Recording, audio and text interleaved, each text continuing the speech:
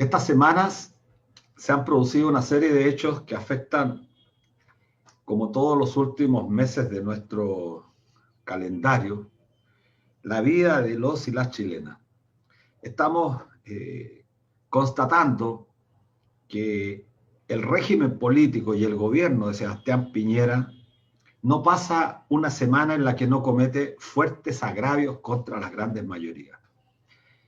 Esta semana que está culminando, nos hemos encontrado con una impresionante cantidad de hechos que configuran lo que Piñera durante los últimos meses y, por qué no decirlo, durante todo su mandato, ha llevado adelante como política para dirigir los destinos del Estado chileno. Un gobierno, como lo hemos dicho tantas veces, no solamente incapaz de promover la tranquilidad en la población, un gobierno incapaz para no dejar en la orfandad a la gran mayoría frente a la crisis sanitaria y a la crisis económica, sino que además un gobierno que descaradamente se ha refugiado solamente en la represión, transgrediendo todos, absolutamente todos los derechos humanos, pero lo más lamentable es que para llevar adelante dicha política ha contado con el silencio o con la complacencia de una oposición que no ha hecho prácticamente nada por revertir esta suerte de agresión a la cual está sometida la mayoría del pueblo y que se encuentra absolutamente huérfano de representación. Lo hemos visto con la represión sistemática que Piñera está desatando contra cualquier tipo de manifestación política.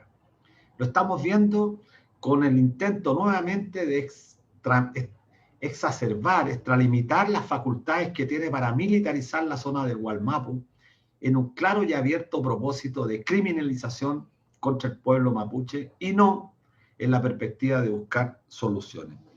Las recientes denuncias de Miguel Toledo, el ex oficial de Carabineros, que señaló claramente que tenía pruebas de que quienes estaban involucrados en la quema de madera eran personajes vinculados al alto mando de Carabineros, es una razón y una prueba más de que estamos frente a una situación absolutamente aberrante y que requeriría de un gobierno la intervención inmediata. Sin embargo, este gobierno, lejos de tomar en cuenta esas denuncias, esas declaraciones que son absolutamente graves, prefiere militarizar, hacer caso omiso a estas denuncias, contrariando la voluntad y agrediendo a la ciudadanía que pide fin a la corrupción y fin a la impunidad.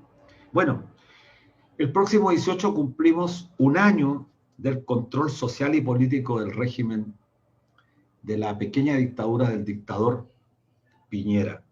Se cumple un año del toque de queda, se cumple un año con estado de excepción. Y lo que parece razonable es que el gobierno va a tener que recurrir al Congreso para pedir la prolongación de esta medida, que son medidas de excepción.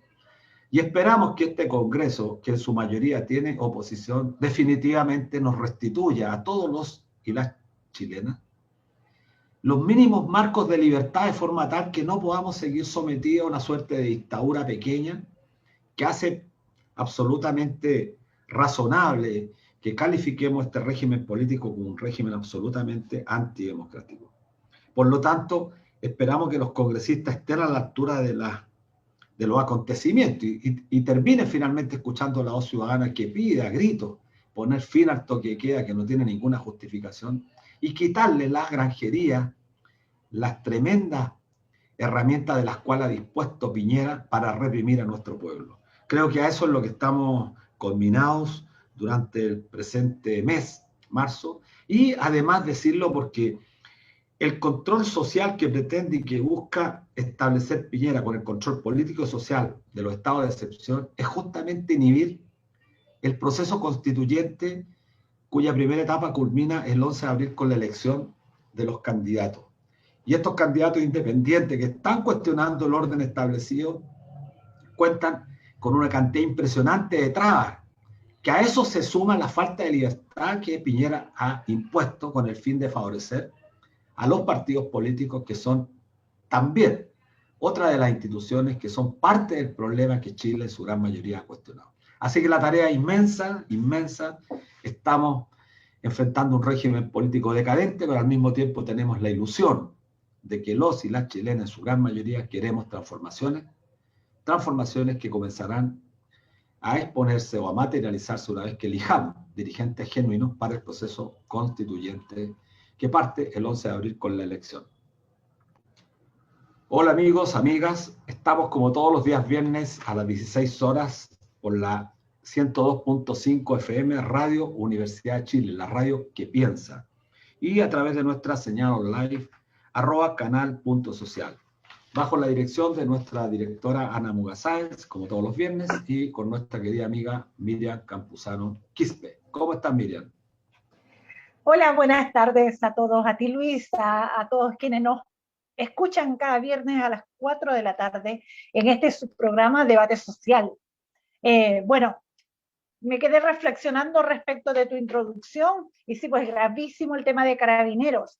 El ex carabinero Miguel Toledo denunció claramente esta mafia al interior de la institución, y a él llegó a esa conclusión porque era evidente que quienes tenían la información de quiénes eran los datos de sus choferes era solo esta institución, pues.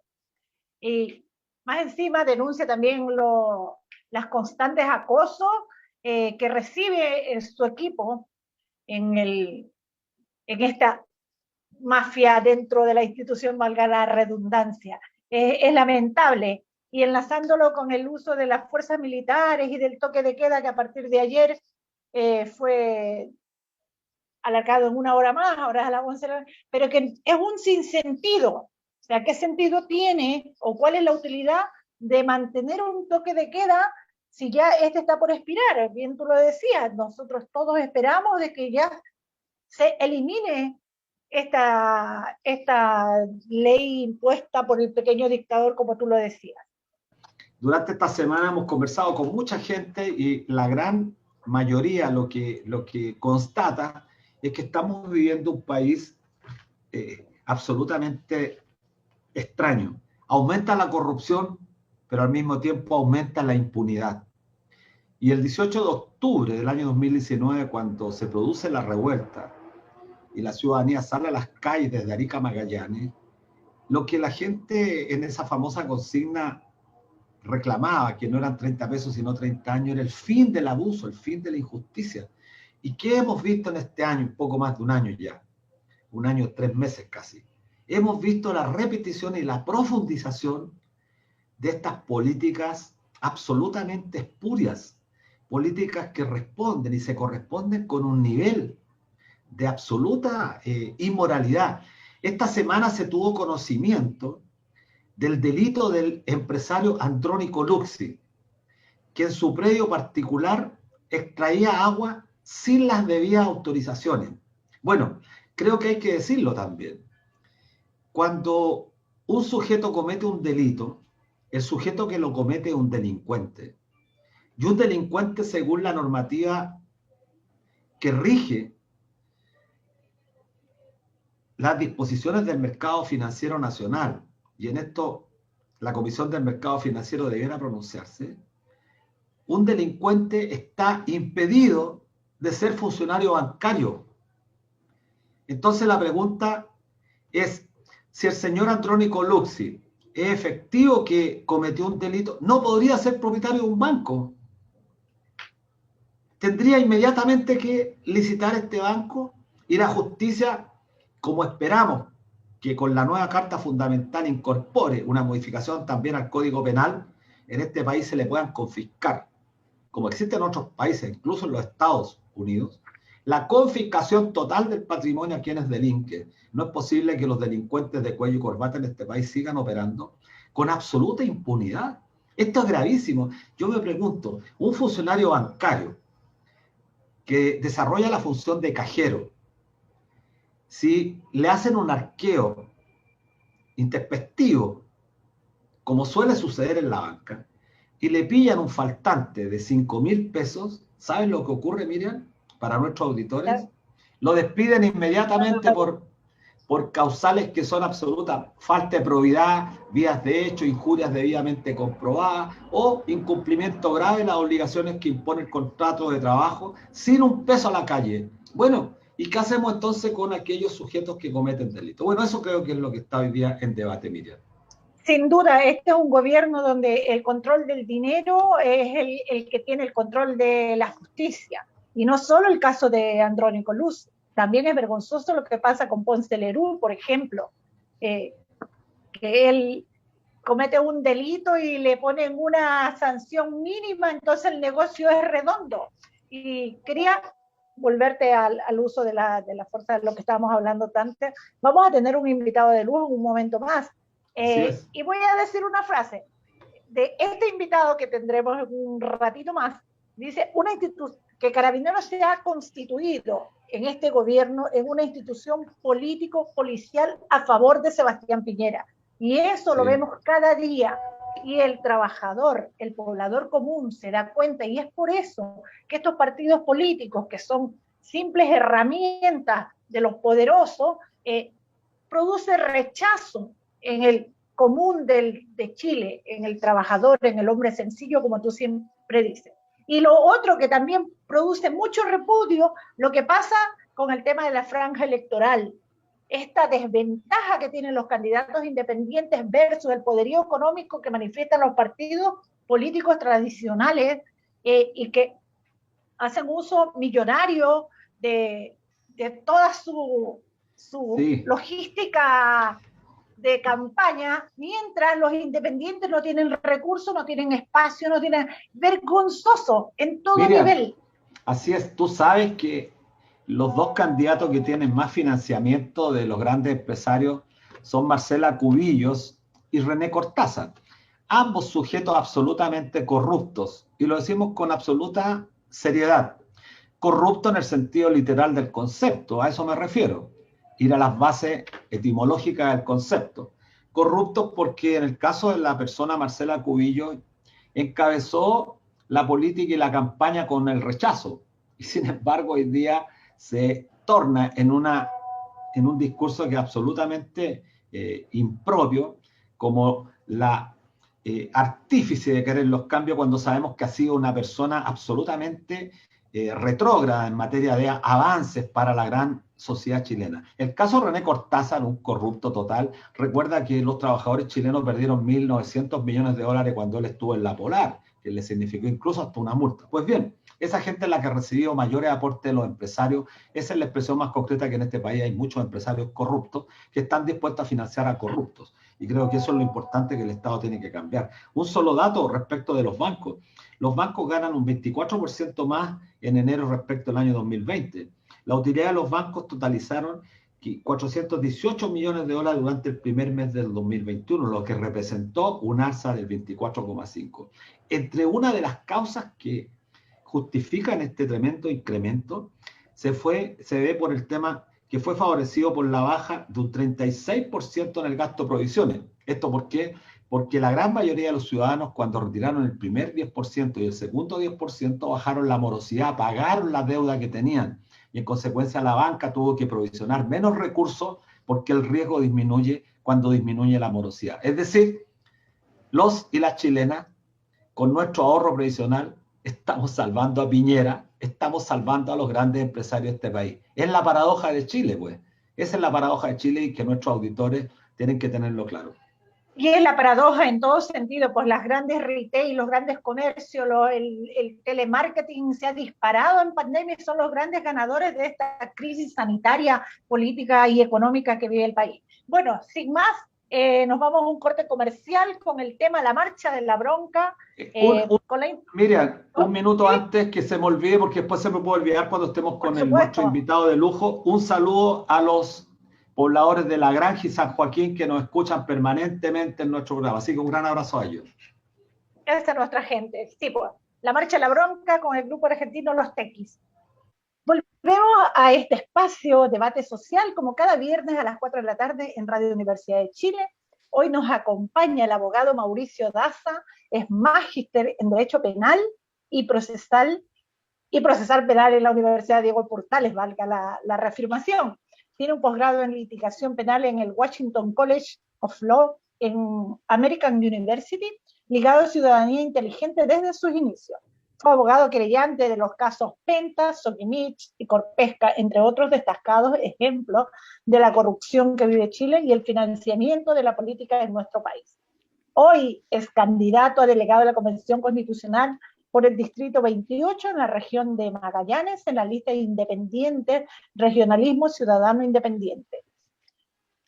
Hola Mauricio, bienvenido. Estamos a 40 días de las elecciones a convencionales constituyentes y a más de un año del estallido social de aquel 18 de octubre del año 2019. Seguimos viendo un nivel de abuso y represión por parte de las autoridades que no decae ni disminuye. Aún siguen detenidos con medidas cautelares miles de presos y presas políticas del estallido en lo que va de este año. Tenemos que lamentar la muerte de al menos 4 personas bajo la responsabilidad de Carabineros. En ese contexto, tú anunciaste que entablarías una querella internacional contra Sebastián Piñera por crímenes de lesa humanidad. ¿Existe algún mecanismo para que Piñera algún día pueda pagar todos estos delitos y sus triangulaciones?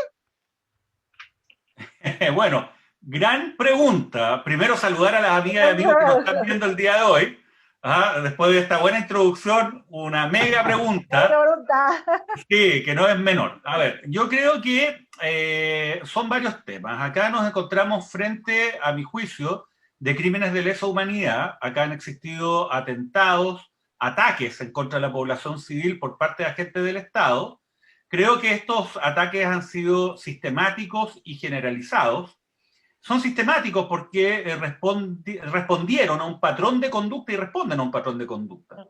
Esto no es que hayan existido, por ejemplo, en el caso de las mutilaciones oculares, un caso particular que en una determinada protesta determinado personal policial se excedió, ¿no? Y que en ese caso puntual entonces se generaron lesiones como mutilaciones oculares. No, esto ocurrió en varios puntos del país, ocurrió durante varias semanas, ocurrió a partir de un parámetro de conducta por parte de Carabineros que se repetía en estos distintos lugares del país y durante todo este periodo de tiempo. Es un ataque sistemático, aunque obviamente el gobierno trata de negarlo porque sabe que este es uno de los elementos que lo pueden de alguna manera inculpar, ¿no? Básicamente a Sebastián Piñera y a sus ministros. Nosotros tenemos una querella presentada en Chile en contra de Sebastián Piñera, Gonzalo Brumen, Andrés Chadwick, el general Rosas, para los efectos que se haga efectiva la responsabilidad que ellos tienen, porque además la legislación en materia de crímenes de lesa humanidad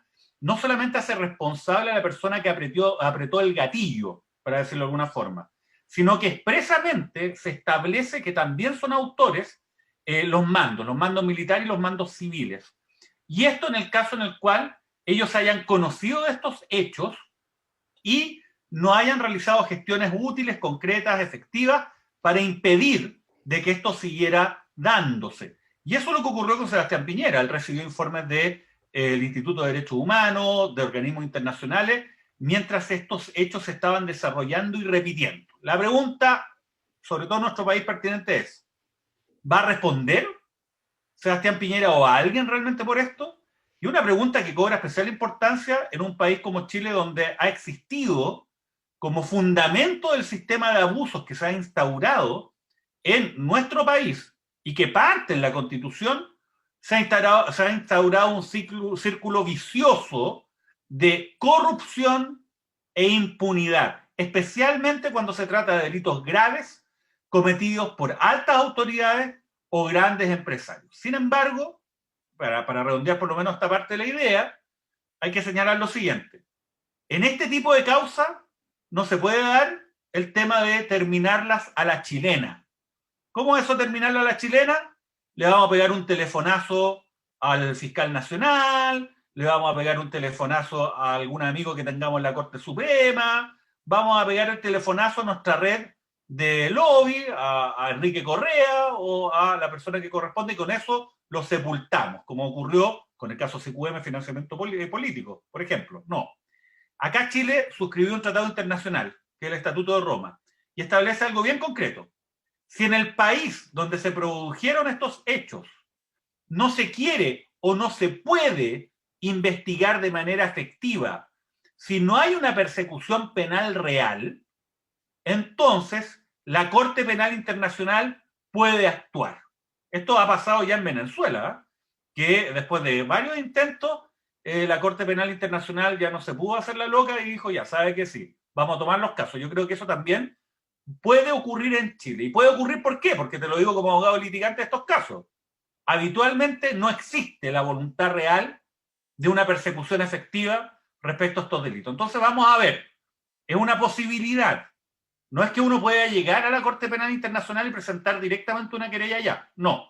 Existe este principio de complementariedad que se denomina. Solamente la Corte actúa en forma complementaria a la jurisdicción o a las instituciones locales. Pero si las instituciones locales no quieren hacer su pega de verdad, entonces ya el telefonazo de Sebastián Piñera va a valer cero. Va a terminar en un tribunal internacional. Y eso es lo que realmente le preocupa a Piñera y a las personas involucradas en este caso.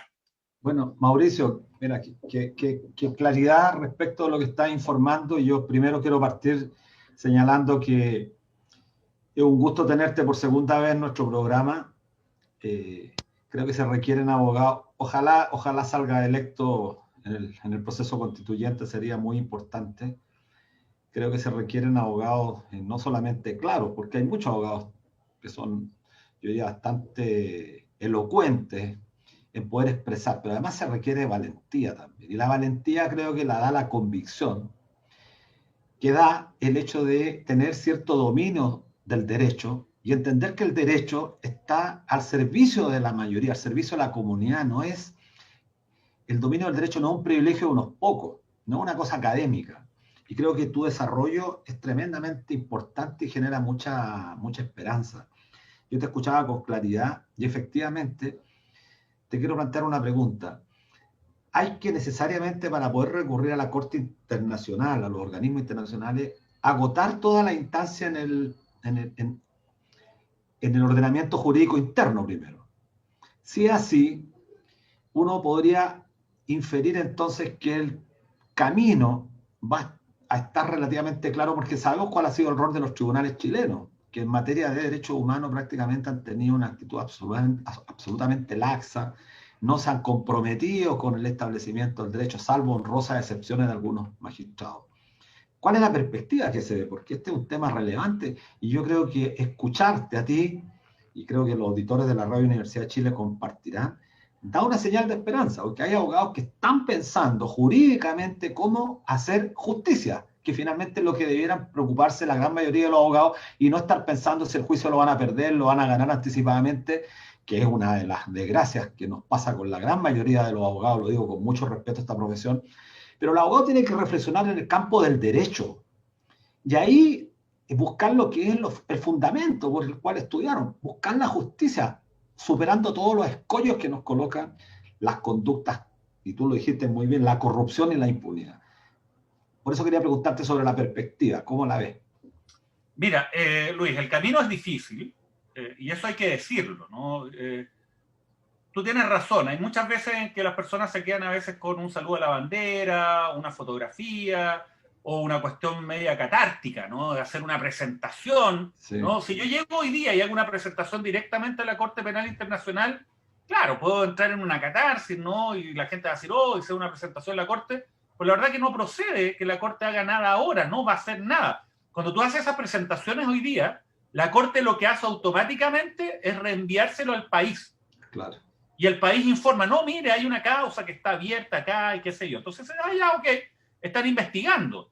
El tema es que, tú bien lo señalas, más que agotar la vía interna, eso ocurre, por ejemplo, son las exigencias que están en el Pacto San José-Costa Rica para ir a la Comisión Interamericana de Derechos Humanos y a la Corte. Se exige que se agote la vía interna, o sea, que hayas colocado hasta el último recurso en el país. Exacto. Pero acá se pide una cosa que es ligera, pero sustantivamente distinta, para decirlo de alguna forma. Ligeramente en lo gramatical, pero conceptualmente es distinto. Acá se exige o se pide que el país de origen no quiera o no pueda perseguir. Y una de las formas que no se quiera perseguir es cuando tienes un conjunto de recursos inútiles dando vuelta que dilata, ¿no? De manera absolutamente artificial una causa. Entonces no es necesariamente sinónimo de agotar la vía interna, pero obviamente el tema es difícil. De hecho, Sebastián Piñera ya contrató a Andrés Chadwick, fíjate, cuando estábamos con la acusación constitucional en contra de Andrés Chadwick como exministro del Interior, él ya contrató a un destacado jurista internacional que mágicamente se dio vuelta de carnero en lo que eran los elementos para que se establecieran los crímenes de lesa humanidad, y sacó ahí una publicación donde pone exigencias que antes no estaban, y que en el fondo es algo a la medida de Sebastián Piñera y su caso. Hay que recordar que Sebastián Piñera es una de las fortunas más grandes a nivel mundial, ¿no? Es una persona que tiene un patrimonio personal de 2.800 millones de dólares. Entonces, obviamente, se va a gastar todo el dinero del mundo para los efectos de poder enfrentar esto. Pero nosotros tenemos una convicción, ¿no? La misma convicción que tuvimos en el caso Corpesca. Cuando empezamos Corpesca nos dijeron es imposible. ¿Ustedes creen que van a obtener una condena en contra de una empresa de Angelini? ¿En contra de un senador de la UDI? Jaime Orpi, además un senador destacado de la UDI. No, decían que era imposible. Bueno, después de 5 años y 1 año 9 meses de litigación, o sea, te estoy hablando de ir todos los días a un tribunal a litigar, obtuvimos una condena histórica hace algunos meses atrás. Bueno, yo tengo claro que esto va más allá de un ciclo político, va más allá de la contingencia, pero no solamente yo, varios tenemos la convicción de que tenemos que hacer justicia en este caso. No puede ocurrir lo que ocurrió con las violaciones de derechos humanos en dictadura, porque aquí hay que mandar una señal para las autoridades del futuro, que sepan que no es gratis llegar y sacar a los militares de cualquier forma a reprimir indiscriminadamente a la gente, ni tampoco a Carabineros, ni tampoco mantener una institución como Carabineros con altos índices de corrupción e impunidad, ¿no? Y que opere libremente. Eso no es gratis. Respecto de ese mismo tema, te quería hacer una pregunta. Bueno, ya lo tomaste. ¿Qué pensabas de la institución de Carabineros? Si refundar o reformar sería la una. Y la otra es, ¿qué te parecen las críticas de la alta comisionada de Derechos Humanos, Michelle Bachelet, quizás un poco tardía, respecto de las graves violaciones de los derechos humanos en Chile y la negativa del gobierno a cooperar en este proceso? Tomo lo último primero. Lo último primero. Sí, respecto de lo de Michelle Bachelet, la respuesta de Michelle Bachelet corresponde a una diligencia que nosotros solicitamos como querellante a la Fiscalía, una diligencia que la Fiscalía se demoró más de 9 meses en resolver. Fíjate, 9 meses. En el caso más importante que tiene el Ministerio Público desde su formación, que son crímenes de lesa humanidad en contra de un presidente en ejercicio, se demoraron 9 meses en pronunciarse sobre nuestra petición de diligencia. Ese ya es un indicio de que al parecer no hay una persecución penal efectiva, ¿no? O sea, eso ya ese es demuestra un botón, ¿no? de lo que probablemente vamos a tener que argumentar en algún tiempo más ante la Corte Penal Internacional. Dicho eso, lo que está diciendo Michelle Bachelet como alta comisionada de Derechos Humanos de Naciones Unidas, no como expresidenta de la República, ¿no? Porque ella tiene un cargo importante hoy día en la ONU, fue dar cuenta de que efectivamente existen violaciones masivas de derechos humanos y que el gobierno no colaboró. Oye, y eso no solamente lo dice la alta comisionada de derechos humanos, lo dijo también una entidad que está vinculada, entre comillas, a la derecha internacional como Human Rights Watch, que en esto no se perdió y no le dieron piso a Sebastián Piñera, y que también establecieron la existencia de violaciones de derechos humanos. A esto se suma Amnesty, a esto se suma un panel que vino de Canadá, de la Unión Europea. Todos están en la misma línea. Ahora Sebastián Piñera dice, no, es que claro, fueron violaciones, pero no fueron sistemáticas, ¿no? Ahí tratando de sacarse el pillo para que no lo imputen a él como autor de crímenes de lesa humanidad. Bueno, que haga lo que quiera, porque la verdad es que yo espero que una vez que él salga del gobierno, durante sus últimos años de vida probablemente, él tenga que enfrentar este proceso y que tenga que sentarse a dar cuenta, porque acá los más de 470 mutilados oculares no se van a olvidar de esto. Acá a ellos el tema de la pandemia y la vacunación no le va a volver sus ojos.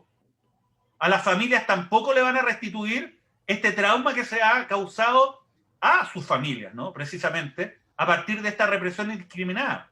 Y acá estamos hablando de cientos o miles, derechamente, de personas que no van a descansar durante toda su vida hasta que se haga justicia. Entonces, más allá de lo que mande la agenda normal de los grandes medios de comunicación, este es un tema profundo que nosotros vamos a pelear hasta el final, ¿no?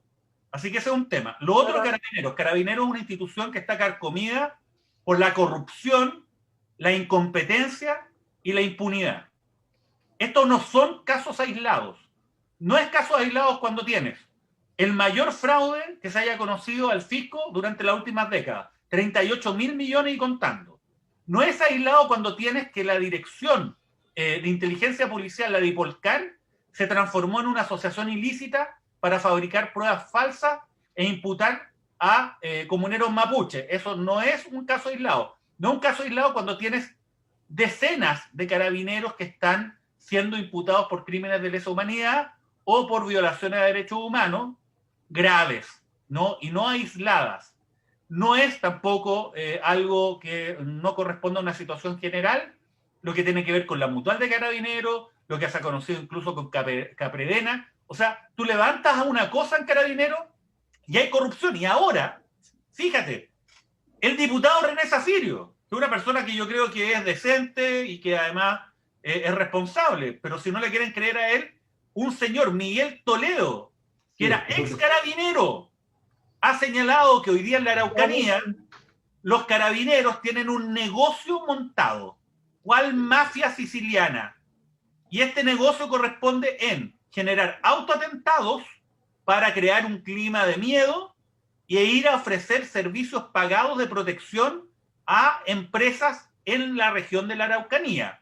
Y todo esto imputando estos atentados falsamente a comunidades mapuches. O sea, si esta institución no tiene que ser refundada, entonces, ¿qué? El problema es que la red de intereses que están ahí adentro, ¿no?, es muy grande. Y además, ojo, Sebastián Piñera nunca lo va a hacer, porque lo único que lo puede mantener en el poder hasta terminar su periodo en marzo del 2022 es precisamente la represión policial. Mauricio, sí, mira, esto último que tocaste respecto de la denuncia pública que hizo el ex oficial Miguel Toledo en un programa de alta audiencia el domingo recién pasado, Pauta Libre, que fue trending topic además, es de una gravedad increíble. O sea, un ex oficial que confirma que en la provincia de Arauco, en la zona de Tirúa, hay fuerzas policiales que están ofreciendo resguardo sobre la base de ellos mismos quemar madera, quemar camiones. Esto es gravísimo, es la práctica de la Cosa Nostra, es la práctica de la mafia en Estados Unidos, que justamente te ofrecía seguridad a cambio de la vida. Yo te quería preguntar en este mismo ámbito, porque lo que resulta curioso es que esa denuncia generó en la ciudadanía un impacto tal, porque esto ya no sabemos hasta dónde va a llegar la corrupción y la impunidad. Pero yo quiero hacerte una pregunta que tiene un ribete político y uno jurídico. Esos delitos que denuncia el ex oficial son delitos de acción pública. Y tratándose de delitos de acción pública, yo esto lo sé hace muchos años, lo sabíamos por la convención. Un delito de acción pública tiene que ser denunciado y si toma conocimiento la autoridad debe tomarlo como una denuncia y por lo tanto investigarlo. Yo recuerdo los Twitter que se pusieron esa noche etiquetando al propio Bellolio, yo personalmente lo hice, y por lo tanto tratándose de delito de acción pública el gobierno debiese haber operado. ¿Qué hizo el gobierno esta semana? Convoca a los ministros empresarios de la zona para militarizar.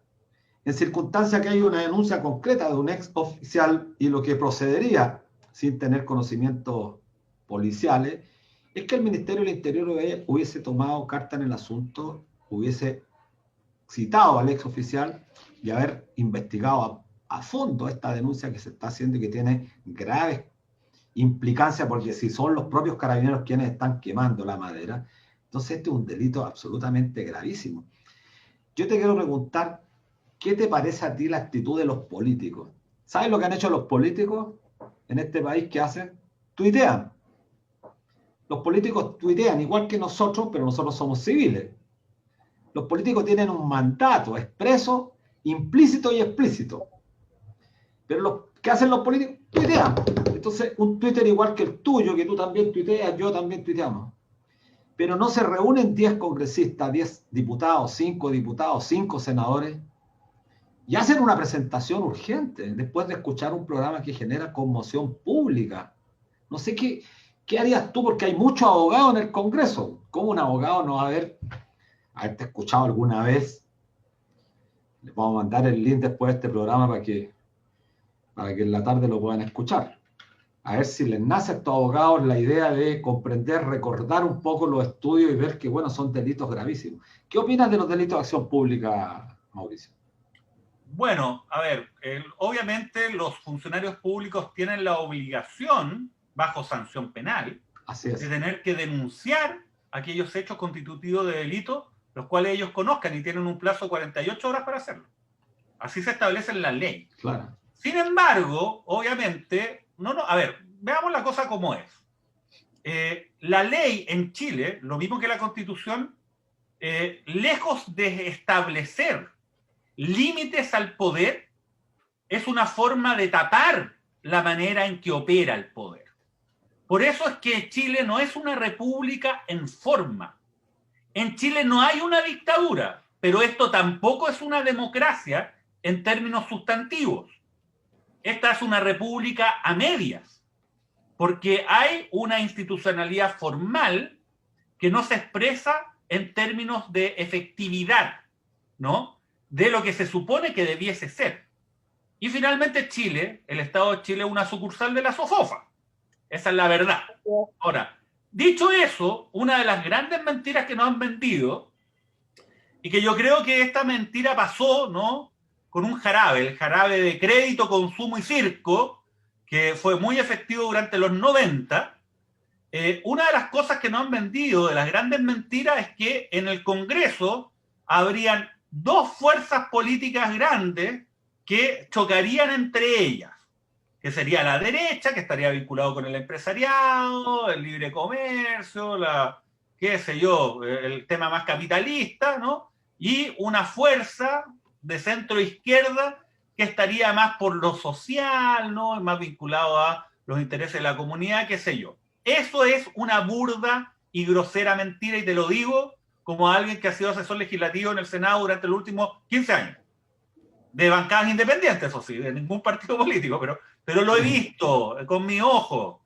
Oye, acá cuando se trata de resguardar los intereses del empresariado, acá no existen dos fuerzas políticas, acá hay una gran fuerza política, ¿no? Y eso hemos podido ver principalmente durante el periodo posterior al 18 de octubre y durante todo el periodo de la pandemia, ¿no?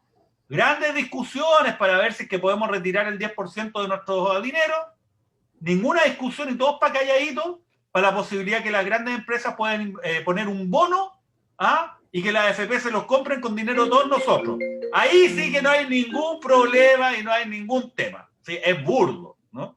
Entonces yo diría que ese es un tema que nosotros tenemos que enfrentar en un nuevo proceso constituyente.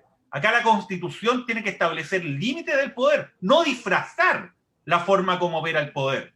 Y esto requiere de establecer instituciones que sean sólidas. Yo, por ejemplo, habiendo trabajado toda esta cantidad de tiempo que te he señalado en el Senado, soy el primero en decir, hay que eliminar el Senado. Sin ninguna duda. Es una cocina.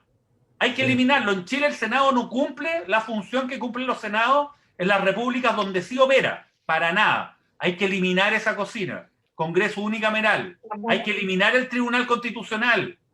Este Tribunal Constitucional es una burla.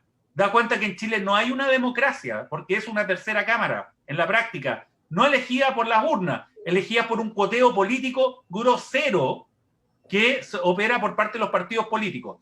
Y te voy a decir, aunque a mucha gente no le guste, ¿no?, hay que decirlo derechamente. Esta nueva constitución, de verdad, con cambios reales, no se va a poder escribir desde los partidos políticos. Porque los partidos políticos han sido parte del problema y muchos de sus dirigentes se han beneficiado del problema. Para ellos no es un problema, de hecho. Esto solamente va a poder venir del mundo independiente. Y en lo personal creo, no de cualquier mundo independiente, del mundo real y verdaderamente independiente. Así es, Mauricio. Bueno, ya vemos que hay una enorme gama de independientes, pues independientes con intereses creados también, bajo el alero de los partidos políticos. Bien. Pero por favor, hoy día aparece el candidato Belolio al lado de Joaquín Lavín, pues. Claro. Esos son los independientes no neutrales, claro. No son neutrales. No son neutrales, son de derecha. Digamos las de derecha. No son neutrales, son de derecha. Independientes de derecha. Sí. Pongámoslo. Así es, Mauricio. Bueno, hablando de otro tema, que es tu especialidad, la concentración económica de Chile, especialmente los casos como de colusiones como los de Colopesca, Penta, Sokimich, ¿cuánta relación tú le ves entre la concentración económica y este abuso generalizado contra el cual se levantó todo el país el 18 de octubre? Es una relación directa. La Constitución del 80 es la expresión política del régimen militar. El régimen militar transfirió la riqueza estatal a determinados grupos económicos que concentraron el poder a través de este regalo regulatorio. Y este regalo regulatorio se fue profundizando durante la concertación, porque hay que acordarse que las sanitarias no las privatizó Pinochet. No, fue Eduardo Frei. Las privatizó Eduardo Frei Ruiz Tagle. Claro. Oye, el salar de Atacama no se lo entregó Pinochet a Sokimich, a Ponce Lerú. Se lo entregaron los gobiernos de Patricio Aylwin y de Eduardo Frei Ruiz Tagle. Se lo entregaron en bandeja, casi un regalo. Bueno, el tema es que la concentración económica obviamente determina que al estar este poder en pocas manos, estamos hablando de los principales mercados del país, 3 farmacias, 3 cadenas de supermercados, 3 distribuidoras de combustible, etcétera, ¿no? Estos grandes grupos económicos, al concentrar el poder económico precisamente, también han logrado capturar al poder político concentrado en partidos políticos a partir de un sistema electoral que impide que existan competidores nuevos, sobre todo el mundo independiente, etc. Entonces, el poder económico concentrado ha capturado a través del financiamiento ilegal a dirigentes importantes de los partidos políticos que concentran el poder y controlan el Estado. Estado que a su vez, fíjate, a través de las leyes y a través de la fiscalización del Estado, tiene que regular y controlar a estos grandes grupos económicos. Entonces hay un círculo vicioso donde ellos se han acostumbrado a operar sin Dios ni ley, en forma impune durante 30 años, pensando además que la paz social era gratis. Pero se dieron cuenta que la paz social no era gratis, porque en ningún país lo es. Mauricio, qué bueno que tocaste ese punto. Tú has tenido varias frases memorables. Una de ellas, revisando los antecedentes, fue el año 2015. Quizás ni siquiera te acuerdas. Cuando señalaste que Ricardo Lagos finalmente era más neoliberal que el propio Pinochet, aludiendo a las normativas impulsadas por Ricardo Lagos, con las que libraron de las penas de cárcel los culpables de los delitos de colusión y corrupción que hemos conocido en los últimos años. Hace poco, en otra entrevista, señalaste otra frase para la historia, para el bronce. Comillas, me recuerdo, la tengo aquí anotada. La paz social no es gratis, cierre comillas. Refiriéndote a los necesarios cambios en los que debe concluir el proceso constituyente en el que estamos adentrándonos. Y creo que yo comparto absolutamente lo que has señalado. En este sentido metafórico, ¿cuánto crees que vale la paz social de buena calidad? O dicho de otro modo, ¿cuáles son los cambios que deben generarse para que quede conforme la ciudadanía que ha exigido cambios reales y contundentes? A ver, acá quienes tienen hoy día el poder, en eso no nos perdamos, son los grandes grupos económicos, la SOFOFA, las grandes mineras, quienes controlan el Estado, controlan el Parlamento a través del financiamiento ilegal. Bueno, y Sebastián Piñera trabaja para ello, eso no cabe duda. Esa es la situación en que nos encontramos hoy día. Ellos tienen el poder. Ahora, el punto es el siguiente. Ellos van a tener que entender que la única forma de poder solucionar esta crisis social de una manera que sea institucional es a partir de establecer ciertos beneficios mínimos para la población que generen esa paz social. Si ellos pretenden tener una paz social robusta, de calidad, van a tener que estar dispuestos a ceder espacios importantes, sobre todo en materias que son trascendentes para la vida cotidiana de las millones de familias chilenas. Estamos hablando de acceso a una salud oportuna, mínima, de calidad. Pensiones verdaderamente dignas. Esto es un problema, tú lo sabes perfectamente, sí. Que es lo más complicado para ellos, porque ellos generan ganancias, utilidad, no por inversiones que vengan del extranjero, porque el mercado chileno es pequeño, muy mal regulado y con autoridades fiscalizadoras que no son creíbles. Ninguna gran fortuna va a venir a Chile a invertir porque no es un mercado creíble. Se financian con los dineros de las pensiones. Así es. Entonces van a tener que renunciar a eso, difícil, pero tienen que entenderlo. Y lo mismo respecto de la educación. Ellos prefieren tener masas de personas, obreras, trabajadores, que estén capacitados en cuestiones técnicas y son una gran base educacional. Esa es la verdad. Ahora, si ellos no van a invertir en aquello, si van a bloquear la posibilidad de poder contar con estos derechos mínimos fundamentales propios de una democracia occidental en forma en el siglo XXI, bueno, entonces van a obtener una paz social frágil, endeble, de mala calidad, o van a profundizar la crisis. Ese es el tema. Entonces eso lo tienen que entender, independiente que tenemos que dar la pelea para que la derecha no obtenga un tercio. Cuando hablo de la derecha también hablo de sectores de la democracia cristiana, ¿no? Hablo de sectores, algunos infiltrados, como decíamos, estos independientes no neutrales, bueno, etcétera. O sea, que la derecha, que el empresariado no obtenga el tercio que permite bloquear estos cambios de la Constitución. Ese es el primer intento, pero si lo obtienen, bueno, ellos van a tener que comprender este fenómeno, porque si no, lo que van a estar haciendo es ponerle la cruz, ¿no? Una tumba, sepultar la credibilidad del proceso constituyente, y si el proceso constituyente fracasa, la crisis social va a ser mucho más, ¿cómo decirlo? No profunda, porque ya existe esa crisis, sino se va a manifestar de una manera mucho peor, ¿no? Y yo creo que nadie quiere eso. Yo no lo quiero, por lo menos. Exacto, sí, yo quiero una salida institucional pacífica a todo esto, pero ellos lo tienen que entender. Y yo creo que eso es lo que se juega el próximo 11 de abril en las elecciones y lo que se juega el próximo año y fracción en el proceso constituyente. Mira. Mauricio, ¿y qué características debería tener el Estado entonces para que desconcentre y descentralice el poder y la riqueza? Lo principal que hay que hacer, bueno, son varias cosas, ¿no? Por una parte tenemos que establecer ciertos derechos mínimos como derechos sociales y no como espacios para que la gente, entre comillas, elija y se generen negocios, que es lo que ocurre en educación, en pensiones, en salud. O sea, derechos sociales. Paralelamente a eso, no basta con establecer el derecho, tienes que generar una organización del Estado que permita que órganos autónomos tengan la posibilidad de poder concretar esos derechos en la práctica en la mayor medida posible. El Estado no tiene infinitos recursos para garantizarlo todo, pero al establecer estos derechos, tú haces como una lista. Como cuando uno va para el supermercado. Yo no tengo plata para comprarme todo el supermercado, y muchas familias no tienen plata para comprar ni siquiera lo que necesitan realmente. Bueno, el punto es que ahí tú haces una lista y vas focalizando los recursos estatales. Esa es la idea. Pero paralelamente tú tienes que trasladar el poder desde el presidente de la República, esta monarquía constitucional que existe prácticamente con el presidente hoy día, transferir esos poderes no al Congreso, hay que transferirlo a los gobiernos regionales y locales para que la ciudadanía, estos gobiernos, tengan la posibilidad de poder diseñar e implementar políticas públicas desde los territorios. Eso es lo que hay que hacer, ese es el enfoque que se tiene que dar en el debate constituyente. Mira, Mauricio, ¿qué opinas tú para ir cerrando? Porque la directora nos dice que nos queda poco tiempo, pero me pareció bien la última reflexión, que la comparto también.